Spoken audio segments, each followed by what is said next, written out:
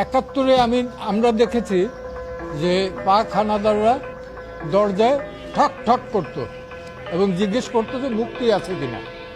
আর 2024 সালে দেখলাম যে যে দেশটা আমরা রক্তের বিনিময়ে 30 লক্ষ শহীদের রক্তের বিনিময়ে স্বাধীন করলাম, সেই দেশে ব্লক রেড দিয়ে রাতের অন্ধকারে 2টা-3টার সময় ঠক ঠক করে জিজ্ঞেস করে কোনো ছাত্র আছে কিনা। যদি থাকে তাহলে আবার মোবাইলটা চেক করে। রাস্তাঘাটেও এটা করে। কোন আইনের বলে করে, কোন অধিকার বলে করে? মোবাইল চেক করার রাইট তো কারো নাই। It is absolutely personal affair.